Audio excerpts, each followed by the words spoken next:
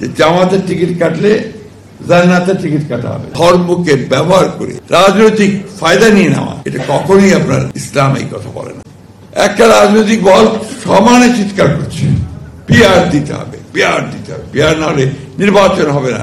অনেক হুঙ্কার টুঙ্কার হয়েছে, তাই না? এখন আবার সুর নরম হয়ে গেছে। এখন দেখা যাচ্ছে নির্বাচনের জন্য সব চতুর্দিকে দৌড় ডাকদৌড় চলছে, তাই তো?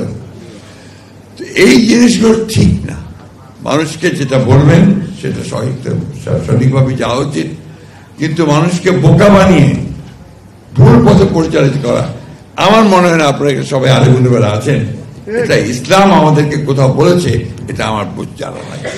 এই যে কিছুক্ষণ আগে একজন বললেন যে জামাতের টিকিট কাটলে জান্নাতের টিকিট কাটা হবে, কোথায় আছে আমাকে বলুক, তারা দেখিয়ে দিক কোথায় আছে। এবং এটা ঠিক না। ধর্মকে ব্যবহার করে রাজনৈতিক ফায়দা নিয়ে নেওয়া, এটা কখনোই আপনার ইসলাম এই কথা বলে না। এই কথাগুলো আমি এই জন্যই বলছি, যেগুলো সমস্যা হয়ে দাঁড়িয়েছে, কথাগুলো বলছে সবাই। এই কথাগুলো আজকে জনগণের সামনে আসা উচিত, বেশি করে আসা উচিত। সবচেয়ে বড় কথা হচ্ছে যে এই মহলটি, তারা কিন্তু আপনার রাজনৈতিক অঙ্গনে দাঁড়াতে পারছিল না। আমাদের শহীদ প্রেসিডেন্ট জিয়াউর রহমান সাহেব তাদেরকে সুযোগ করে দেন রাজনৈতিক অঙ্গনে আসার। আইডিয়ার নামে প্রথম এসেছিল, মনে আছে আমাদের, ইসলামিক ডেমোক্রেটিক লীগ।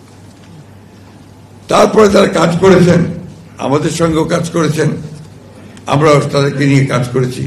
কিন্তু দুর্ভাগ্যক্রমে গত 10 বছর কিন্তু আমরা তাদের এই ফ্যাসিস্ট হাসিনাকে পরাজিত করবার জন্য ভিজিবল, দৃশ্যমান কোনো কাজ দেখিনি। ঢাকা বিশ্ববিদ্যালয়ের নির্বাচনে শুনতে পাই ছাত্রলীগের মধ্যে তারা ঢুকেছিল, শুনেছি, আমরা জানা নেই আমার, অর্থাৎ ছাত্রলীগ সেজে তারা সেখানে ছিল। এই ধরনের কাজ তো আমরা করতে পারি না। আমরা সরাসরি সামনাসামনি লড়াই করেছি। আমাদের 60 লক্ষ মানুষের মধ্যে মিথ্যা মামলা দেওয়া হয়েছে, আমাদের 20,000 লোককে হত্যা করা হয়েছে, প্রায় 1700 মানুষকে, নেতা, আমাদের এমপি সহ গুম করে দেওয়া হয়েছে। আমরা 200, 300, 400 মামলা নিয়ে আছি, আমাদের 11 বার জেলে গেছি। কিন্তু আমরা একটা বিষয় আমরা চাচ্ছি যে আমরা একটা গণতান্ত্রিক রাষ্ট্র চাই।